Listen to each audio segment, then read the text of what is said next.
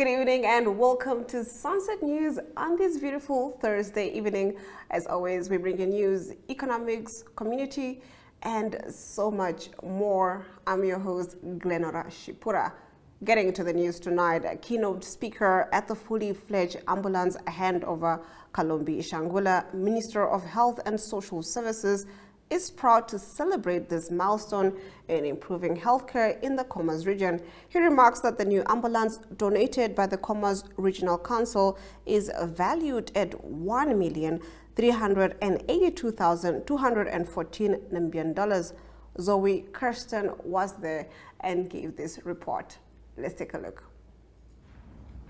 Today I stand before you with a heart full of gratitude and pride as we gather to celebrate a significant milestone in our shared journey towards improved health care in the Khomas region, and on an occasion that marks a significant advancement in our collective efforts to provide quality health care to the residents of Khomas.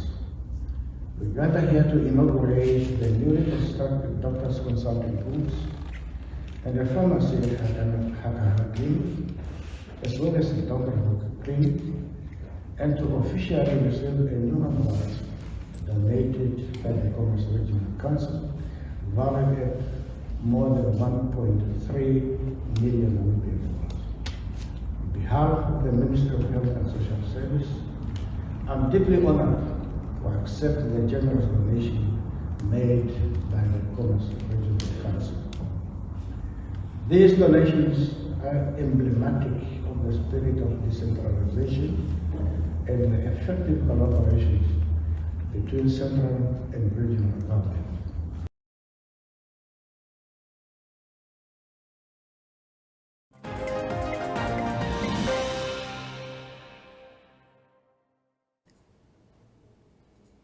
Getting to our next story, the Ministry of Justice launched its brand new website at an event at the Country Club in Windhoek. The website forms part of the ministry's strategy to enhance transparency and access to information. The Executive Director for the Ministry of Justice, Gladys Pickering, conveyed the messages of Minister Yvonne Dowsep on the project that was driven by the ministry's Public Relations Officer, Edmund Huasep, and the ministry's IT team. Christine Krieger was there and gave this report. Chapter in our journey towards a more informed and engaged citizenry.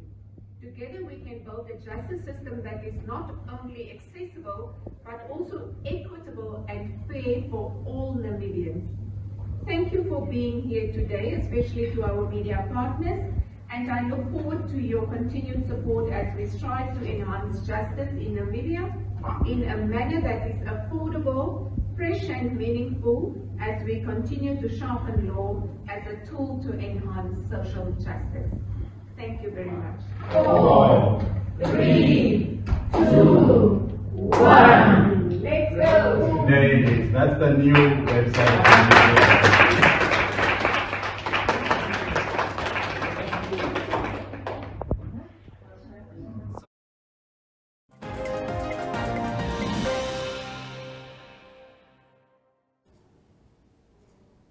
Earlier this morning, over 40 COVID-19 volunteers demonstrated on Independence Avenue, angered by the Health Ministry's failure to fulfill recruitment promises made during the pandemic. The protesters, who were promised permanent positions, presented a petition demanding a review of the recruitment process. Ben Nangombe, Executive Director of the Ministry of Health and Social Services, received the petition on behalf of the ministry. Chimema Ndembele was there and gave this report. Registering us with Social Security. Yes. In addition, we appeal to our line ministry and Office of the Prime Minister to take our grievance as a matter of urgent and facilitate the recruitment process of all volunteers in the ministry, payroll, with immediate effect. As the youth of Namibian citizens, we have trust in your office that our grievance will be sought as you have done with the first request when we gave in our grievance letter to your office 2 days before the Congress took place.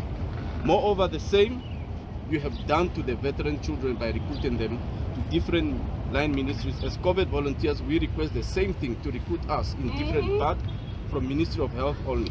As COVID volunteers, we are the real veterans who serve the nation with dignity and integrity. Although we did not receive any formal support from our superior to come at our duty station during the hard time of COVID, especially the mortuary and the ICU. So this is our petition.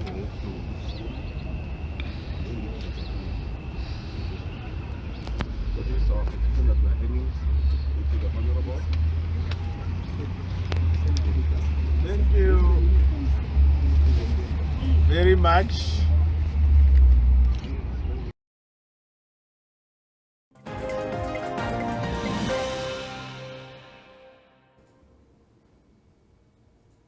In our next story, the Namibian reports that a study has revealed that breastfeeding mothers are not being supported in the workplace. The Nutrition and Food Security Alliance of Namibia's survey results published yesterday noted that companies, ministries, and institutions in Namibia are not inclusive of breastfeeding mothers. Access to breastfeeding-friendly facilities in the workplace remains a challenge, as 95% of 46 surveyed companies do not have any dedicated spaces for breastfeeding, although this is a crucial part of the first 1,000 days of babies, said NAFSAN Director Ben Chernik on Tuesday.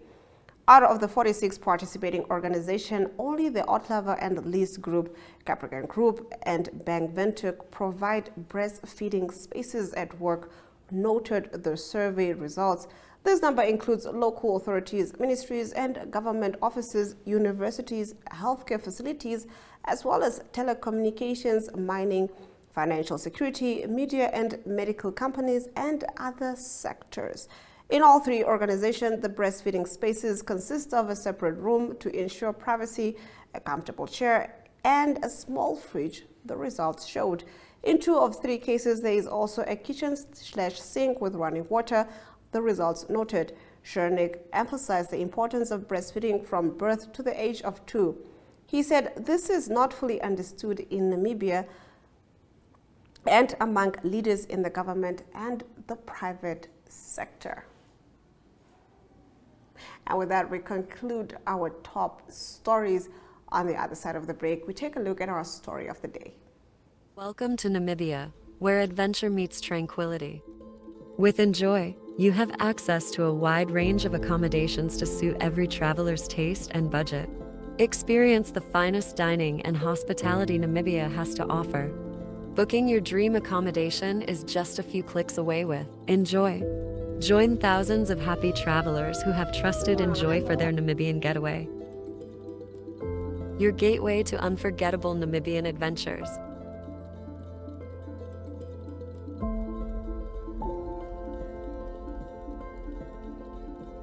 Visit us today at enjoy.my.na.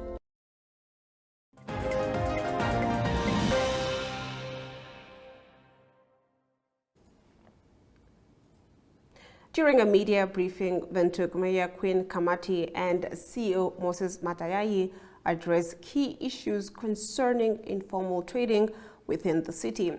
The Municipal Council has decided to identify 20 sites across Windhoek to establish designated markets for informal traders. This initiative is part of the city's broader strategy to support local vendors while ensuring a well-organized and safe trading environment. Jemima Dembele was there and gave this video. We are therefore alive to the understanding that the city must ensure a conducive environment for all our stakeholders and residents, which must be orderly at all times. Informal trading regulations, ladies and gentlemen, dear residents. The informal trading sector is one of the fastest growing sectors in the city, and such is needed to be properly managed to avoid conflicts between informal trading activities, the formal sector and the formal sector and the physical environment. To achieve this, the Municipal Council of Windhoek has formulated the informal trading regulations under Section 94, subsection 1 of the Local Authorities Act 1992 is amended. These regulations were first gazetted in 1999 and reviewed in 2007. Currently, we are undergoing another review jointly funded with the Frederick Ebert Stinkfood Namibia, that is FES. During this review processes, consultations will be held with traders, representative organizations like Namibia Informal Sector Organization, and other key stakeholders such as the Chambers of Commerce and other service industries. Informal Markets Development Program. The Municipal Council of Windhoek has initiated an open market development program across different suburbs to provide suitable and safe trading areas for both traders and the community. This program aims to provide necessary physical infrastructure and support services to enhance socio-cultural and economic development. Additionally, strategically located sites have been identified for food trucks and other businesses activities, creating more employment and income generating opportunities.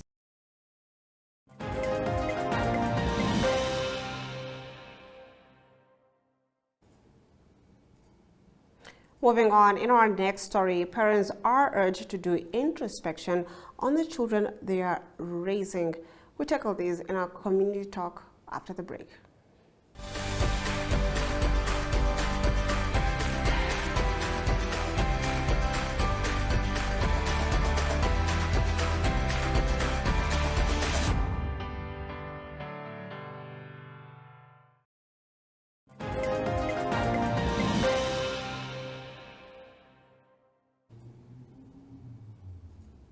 Tangeni Muyoro from the Blue Project has called on parents to do introspection on the children we are raising. She made these remarks at a candle-lit vigil which took place at Independence Beach, where the body of Matthews Shihama was found on Tuesday. In the same vein, Walvis Bay Rural Constituency Councillor Florian Donatus has called on parents to raise their kids as future parents. Let's take a look. What type of children are we raising? This is a call to parents.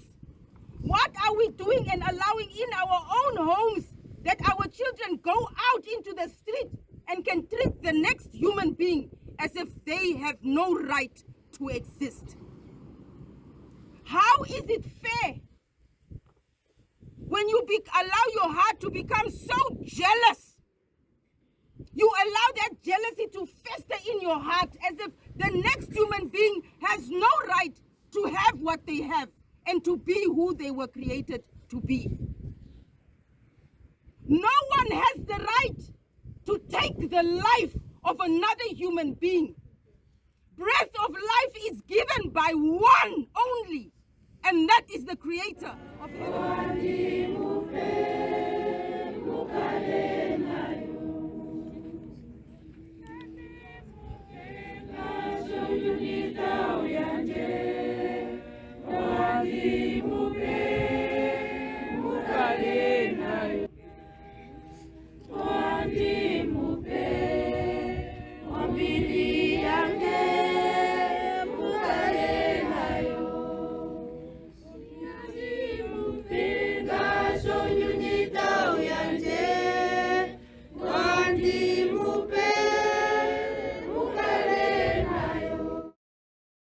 Of this nature are daily happening now, and we need to be safe. And how are we going to be safe?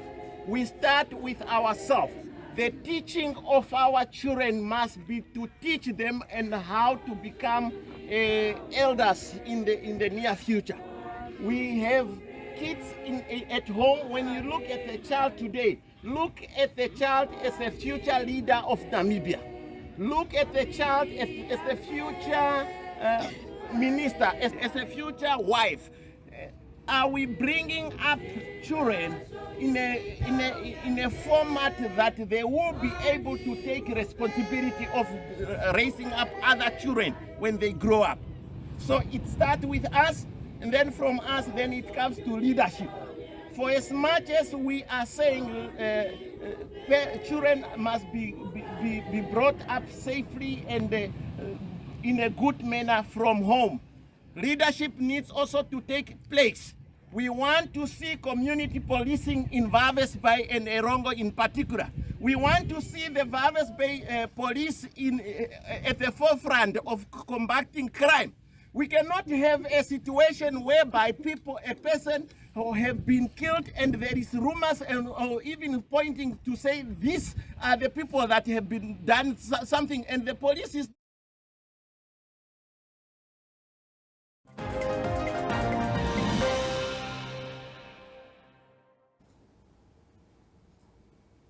Moving on, according to Economic News, Diamond Trading Company declares a dividend of 100 million Namibian dollars.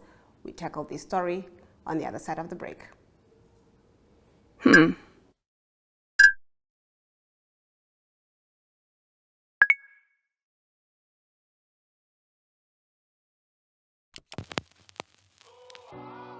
eTicket, your online ticket solution for events and event marketing, bringing you ease of mind and making sure that your event gets out there.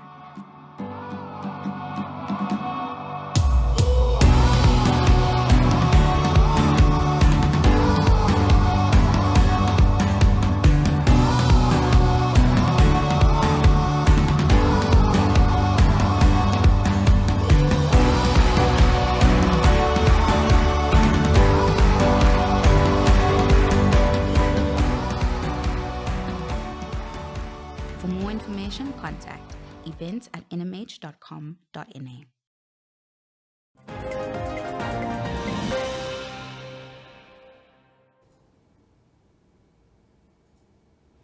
Getting into our economic news, in a message read on behalf of Namibia Diamond Trading Company CEO Brent Asap, company spokesperson Helena Mutseng said despite declaring a dividend of 100 million Namibian dollars to its shareholders, the company is poised to deliver better results in the current year.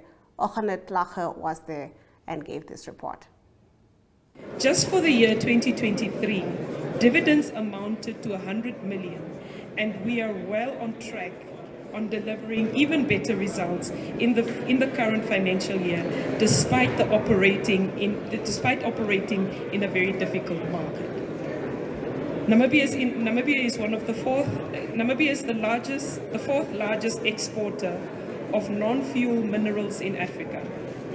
This is on account of our gem quality diamonds, which continue to captivate the imagination of buyers with love and finer things. Recently, our group of companies was enthralled by the visit of the Global Ambassador for Diamonds for De Beers, Ms. Lupita Nyong'o, who came to Namibia to see where we mine and where the source of where these beautiful gem diamonds come from.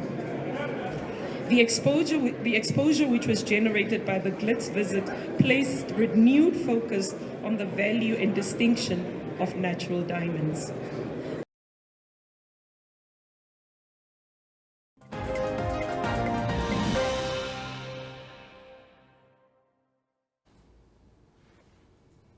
We'll now take a look at our financial indicators.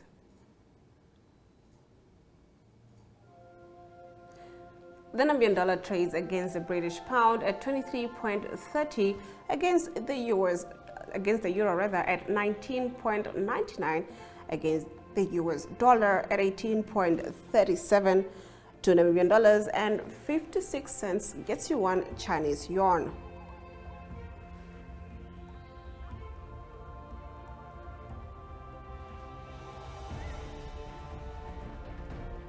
On the commodities market, gold, copper, and platinum went up, while Brent crude oil went down, trading at 0.38%, going for $79.02 per barrel. In international news, a British crocodile expert is jailed for sexual abuse of dogs. We get into this after the break. Connection. It's in the human touch, the feeling of belonging. It inspires us and empowers us, creates clarity from complexity. It starts new conversations, unlocks the power of advice, and makes an impact on your life. At Alex Forbes, we pioneer insight to provide you with advice that connects your decisions of today to your impact tomorrow.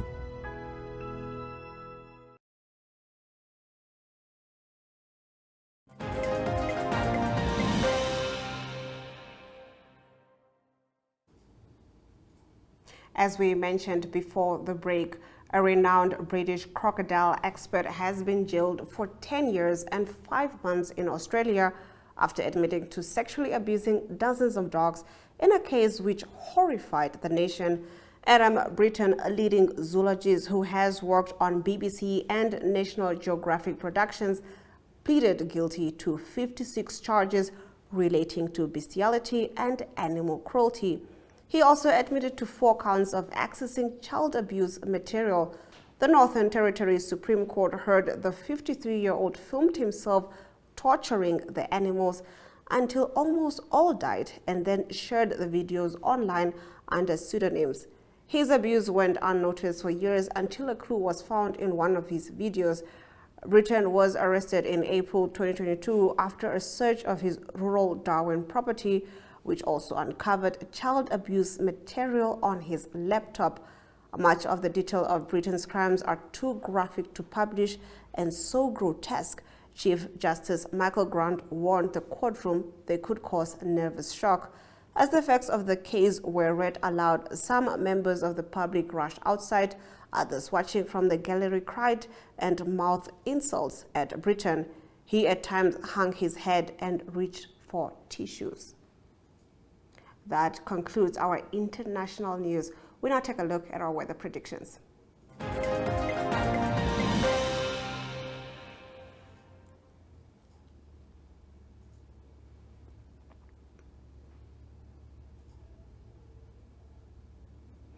The capital city can expect a minimum of 10 degrees Celsius and a maximum of 27 degrees Celsius with sunny weather conditions, while Katima Mulilo can expect a minimum of 15 degrees Celsius and a maximum of 34 degrees Celsius, also with sunny weather conditions. Oranjemund can expect partly cloudy conditions with a minimum of 12 degrees Celsius and a maximum of 19 degrees Celsius, while Walvis Bay can expect a minimum of 12 degrees Celsius and a maximum of 23 degrees Celsius with sunny weather conditions. On the other side of the break, Ari Hohat will be bringing us the latest in the world of sports.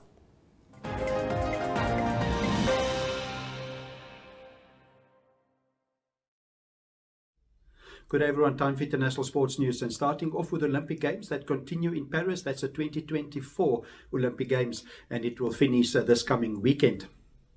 Let's go first to skateboarding. It's a women's skateboarding event and a great achievement by Australian Arisa Thew, and she became the youngest medal winner at the 2024 Olympic Games. She's just 14 years old and she won gold in the women's skateboarding. In second position was Japan's Kokoyo Kiraki, and in the third position was from Great Britain. It was Sky Brown. She's also very young. She's just 16-year-old, and so it was great achievement by the 14-year-old Arisa Thew of Australia, winning gold in the skateboarding for women. Moving on to the athletics track, and it is Gabrielle Thomas that won the 200 meters, and that was in the time of 21.83, the 200 meters for women. And in second position was Julian Alfred of St. Lucia. She won the 100 meters earlier, but she was second, and third was Brittany Brown of the United States. Going over to the 1500, the 1500 meter for men, it was Cole Hocker that won the title. He came in 3 minutes 27 seconds 0.65, and he beat Josh Kerr of Great Britain into second position.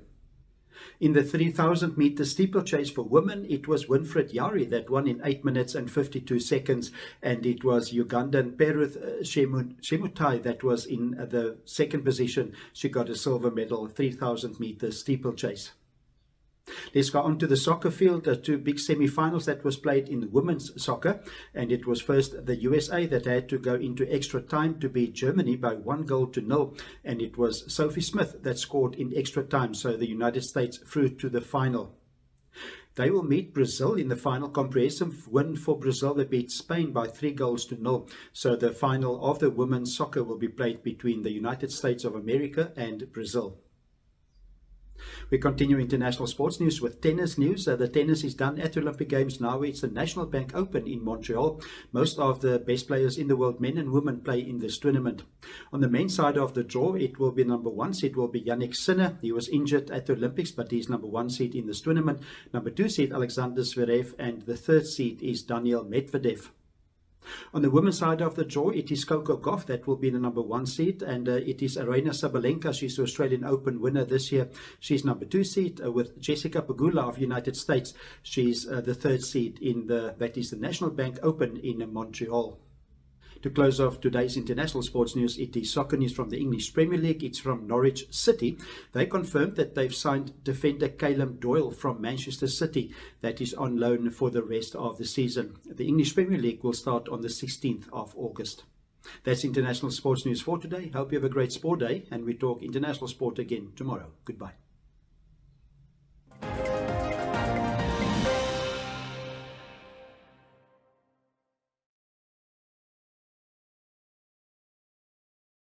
Come to the end of the broadcast. Thank you for joining Sunset News all week. Do remember that you can catch Sunset News next week, same time, same place, Monday to Thursday. From me, Glenora Shipura. Until next time.